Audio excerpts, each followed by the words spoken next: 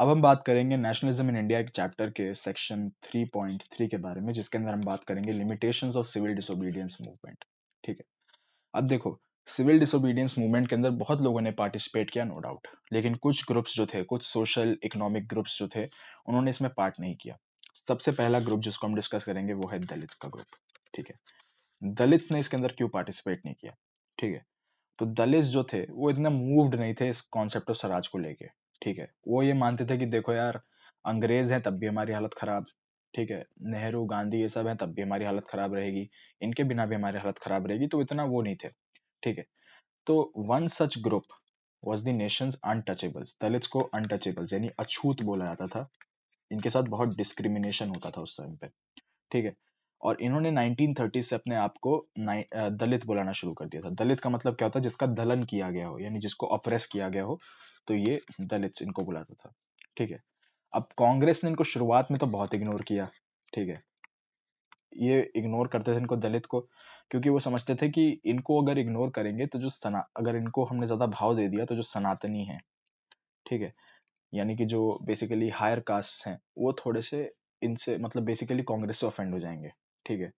For fear of offending the Sanatanis the conservative high caste Hindus. ठीक है। वैसे सनातनी वर्ड इधर नहीं लिखा होना चाहिए था, क्योंकि ये चीज बहुत ज्यादा ब्रॉड है, but basically high caste Hindus को हम बात कर रहे हैं। ठीक है।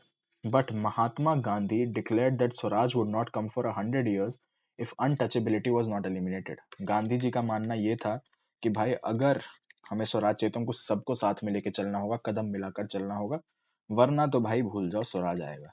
ठीक है। ये चीज गांधी जी की मेन थी। इन्होंने गांधी जी ने दलित को क्या बोला? हरिजन, यानी भगवान हरि के बच्चे, यानी विष्णु भगवान के बच्चे। ठीक है। और दी चिल्ड्रन ऑफ गॉड। ठीक है। इन्होंने क्या किया? ऑर्गेनाइज किया सत्याग्रह टू एंट्री इनटू टेम्पल्स दिलाई, पब्लिक वेल्स यानी कुएं, टैंक्स, रोड्स और स्कूल्स के अंदर इनको एक्सेस दिलाया। इन्होंने खुद से, गांधी जी ने खुद से टॉयलेट तक साफ किए, क्योंकि वो ये दिखाना चाहते थे कि ये काम जो है ये डिग्निटी का काम है। ठीक है। इसमें भी उतनी इज्जत मिलनी चाहिए जितने कलेक्टरों को, आईएएस ऑफिसरों को, बाबुओं को मिल रही है। ठीक है। dignify the work of Bhangis the sweepers and persuaded upper caste to change their heart and give up the sin of untouchability। Basically persuade कर रहे थे अपर कास्ट हिंदूज को कि भाई तुम ये जो पाप है छुआछूत का, इसको छोड़ो और इनको हाथ मिला के चलो और इनके साथ ही स्वराज की जो है नींव को रखो। बट मैनी दलित लीडर्स, लेकिन होता क्या है कि दलित के जो लीडर्स थे, दलित लीडर्स थे, वो एक पॉलिटिकल वो चाहते थे। वो ये कहते थे कि सब ढकोसलेबाजी है, हमें मतलब नहीं है, गांधी कुछ भी करता रहे। ठीक है। हमें बेसिकली अपने आप को ऑर्गेनाइज करना होगा। ठीक है। बेसिकली दे सेट कि हमें खुद को ऑर्गेनाइज करना होगा और पॉलिटिकली ऑर्गेनाइज करना होगा। ठीक है। They began organising themselves demanding reserved seats in educational. Reserved seats मांगी इन्होंने कि भाई हमारे लिए आरक्षण दो। ठीक है। और एक सेपरेट इलेक्टोरेट। सेपरेट इलेक्टोरेट का मतलब जो है बहुत ही आपको ध्यान से समझना होगा, रिजर्व सीट से अलग होता है ये। रिजर्व सीट्स मतलब कि वहां पे सब लोग होंगे और इनको एक फिक्स्ड अमाउंट ऑफ सीट्स मिलेंगी, लेकिन सेपरेट इलेक्टोरेट में क्या है कि उस इलाके से खड़ा भी दलित लीडर होगा और उस दलित लीडर को चूज करने वाले लोग जो हैं सिर्फ दलित ही वोट करेंगे, यानी ब्राह्मण, क्षत्रिय, वैश्य ये सब वोट नहीं कर सकते। सिर्फ दलित चूज करना है तो दलित को ही बेसिकली वहां पे खड़ा होगा और दलित ही उसको वोट करके चूज करेगा, कोई और नहीं उसके अंदर इंटरफेरेंस करेगा। ठीक है। That would choose Dalit members for the legislative council. ठीक है। पॉलिटिकल एम्पावरमेंट जैसा मैंने बताया, वो बिलीव करते थे कि उनके सारे प्रॉब्लम्स जो हैं और उनकी सोशल डिसेबिलिटीज जो हैं, सोशली जो उनको बैकवर्ड रखा हुआ है, उसको वो ठीक कर देगा। Dalit participation in the civil disobedience movement was therefore limited, particularly in Maharashtra और नागपुर। नागपुर महाराष्ट्र के अंदर ही ज्यादातर इनका जो दलित लोगों का जो पार्टिसिपेशन था सीडीएम के अंदर वही हुआ, बाकी जगह पे उतना ऑर्गेनाइजेशन स्ट्रांग नहीं था। ठीक है। ये हो गया दलित के बारे में। अब आते हैं हम पूना पैक्ट के बारे में। ठीक है। Doctor Ambedkar role. ठीक है। डॉक्टर अंबेडकर भी जो थे एक दलित लीडर थे। ठीक है। बहुत ही प्रोमिनेंट लीडर हैं। हमारे देश का कॉन्स्टिट्यूशन में एक बड़ा रोल है इनका। ठीक है। लेकिन सीडीएम में क्या रोल था? तो इन्होंने क्या किया? He organised Dalits into the depressed classes association in 1930। इन्होंने क्या बनाया? डिप्रेस्ड क्लासेस एसोसिएशन 1930 में। और इन्होंने क्लैश किया किससे? महात्मा गांधी से। ठीक है। At the second round table conference जो कि लंदन में हुआ था, और यहाँ पे इन्होंने क्या चीज की डिमांड रखी, सेपरेट इलेक्टोरेट्स की, जो कि मैंने बताया कि दलित लीडर्स को अगर चूज करना है तो एक दलित कॉन्स्टिट्युएंसी बनेगी जहां पे दलित ही लीडर खड़ा होगा और दलित के लोग ही उसे चुनेंगे। Separate electorates for Dalits. When the British government conceded Ambedkar's demand, British government जो थी थोड़ी थोड़ी सोच रही थी कि भाई हाँ चलो मान लेते हैं इसकी ये बात। गांधी जी जो थे उन्होंने क्या किया कि भाई उस पे बैठ गए, अनशन पे बैठ गए, unto death। ठीक है। He believed that separate electorates for Dalits would slow down the process of their integration। उन्होंने ये बोला कि यार अगर सेपरेट इलेक्टोरेट दे दिए तो ये डिवीजन जो है ये कम नहीं होगा, ये और बढ़ेगा। ठीक है।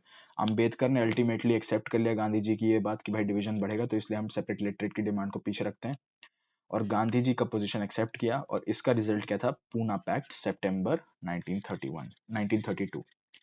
ठीक है। Poona pact. It gave the depressed classes, यानी इनकी जो बात थी अब वो क्या थी, बेसिकली अब इनको सेपरेट इलेक्टरेट नहीं मिलेंगे लेजिस्लेटिव असेंबली में, बट रिजर्व्ड सीट्स मिलेंगी लेजिस्लेटिव काउंसिल के अंदर, जिसके अंदर ये जनरल इलेक्टरेट यानी सब अब वोट करके एक दलित लीडर को खड़ा कर सकते हैं। ठीक है। however continued to be apprehensive of the Congress led national movement. Basically जितने भी दलित थे, जो भी लीडर्स थे, उन सब अभी भी बहुत ज्यादा मतलब सोच विचार में ही थे कि यार पता नहीं कुछ सही कर भी रहे हैं या नहीं कर रहे हैं, तो वो इतना ज्यादा सीडीएम में उन्होंने ध्यान नहीं दिया। ठीक है। अगला सवाल क्या है कि why was Muslim response lukewarm to CDM. Muslim response. ठीक है। इस टाइम तक आते आते मुस्लिम लीग जो थी एक बड़ी पार्टी बन गई थी। इसके हेड जो थे वो थे मोहम्मद अली जिन्ना। ठीक है। मोहम्मद अली जिन्ना इसका लीडर था। ठीक है। Some of the Muslim political organisations in India were lukewarm in the response to the civil disobedience movement. ठीक है। Non cooperation Khilafat movement. Non cooperation Khilafat के बाद जहां पे गांधी जी ने अटेम्प्ट किया था कि हिंदू मुस्लिम को एक करेंगे, a large section of Muslims जो थे वो बेसिकली एलियनेटेड फील कर रहे थे। ठीक है। कांग्रेस से। ठीक है। क्यों? और कांग्रेस जो थी 1920s के बाद ज्यादातर आप देखोगे कि वो हिंदू ग्रुप्स के साथ ज्यादा दिख रही थी। ठीक है। From the mid 1920s, the Congress came to be more visibly associated with openly Hindu religious nationalist groups like the Hindu Mahasabha. ठीक है। बेसिकली हिंदू महासभा के साथ ज्यादा दिख रहे थे ये। ठीक है। तो एक डिस्ट्रस्ट किया, थोड़ी सी बोलता है ना जिसको कि भाई डाउट है, शक है। तो as relations between Hindus and Muslims worsened, each community organized religious procession with militant fervor। जैसे जैसे हिंदू और मुस्लिम के बीच में जो डिवीजन है वो बढ़ रहा था, तो होता क्या था कि हिंदू अगर मुस्लिम के इलाकों से अगर निकले तो अपना जो उसका प्रोसेशन है, मान लो कोई बहुत बड़ी रैली टाइप की जा रही है, तो उसके अंदर बहुत ज्यादा भड़काऊ भाषण या कुछ ऐसे करके वो निकलते थे, दिखाते थे, बेसिकली एक अपना स्ट्रेंथ दिखाते थे, हिंदू भी और मुस्लिम्स भी। ठीक है। मिलिटेंट फर्वर का मतलब यही है कि बेसिकली मारेंगे काटेंगे, ये वाला हिसाब। Provoking Hindu Muslim communal clashes and rights in various city, जिसके कारण देखोगे कि रायट्स जो थे वो बहुत बढ़ गए थे इस टाइम पे। ठीक है। Every riot depend the distance between the two communities. ठीक है। The Congress and the Muslim League made efforts to renegotiate an alliance. Congress और मुस्लिम लीग सोच रही थी कि यार देखो कुछ ना कुछ बातचीत करके वापस अलायंस में आ जाते हैं और अंग्रेजों के खिलाफ लड़ते हैं। ठीक है। बट 1927 तक हुआ क्या कि लगने लगा था कि भाई चलो अब ऐसा कुछ हो जाएगा, पर रिप्रेजेंटेशन जो है, मोहम्मद अली जिन्ना ने क्या बोला कि जो भी रिप्रेजेंटेशन है वो हमें मिलना चाहिए। The important differences were over the question of representation in future assemblies that were to be elected. Basically reserved seats के ऊपर जो बात हो रही थी उसके ऊपर मेनली डिफरेंसेस थे। और मोहम्मद अली जिन्ना क्या कह रहे थे कि भाई सेपरेट इलेक्टरेट की डिमांड हम छोड़ देंगे अम्बेडकर की तरह ही, अगर हमें रिजर्व सीट्स मिल जाएंगी। ठीक है। And representation in proportion to population, यानी जहां पे मुस्लिम्स की पॉपुलेशन ज्यादा वहां पे उनको रिप्रेजेंटेशन भी ज्यादा मिलेगी। ठीक है। If Muslims are assured reserved seats in central assembly and representation in proportion to population in muslim dominated provinces जैसे कि बंगाल और पंजाब। ठीक है। negotiations over the question of representation continued 1927 तक, जैसा कि हम देख रहे थे, but all hope of resolving the issue at the all parties conference in 1928 में जो ये बातें थी ये हो गई पूरी तरह से खराब। क्यों? क्योंकि एम आर जयकर करके एक लीडर थे। ठीक है। हिंदू महासभा के, जिन्होंने बोला कि भाई ये जो एफर्ट्स हैं और जो ये कॉम्प्रोमाइज वाले एफर्ट हैं कि भाई हम मुस्लिमों को बस साथ लेने के लिए उनकी जो डिमांड है वो मानते जाएंगे, तो ये चीजें नहीं होने वाली, हम ये चीज नहीं होने देंगे, इसलिए 1928 में ये बात खत्म हो गई। ठीक है।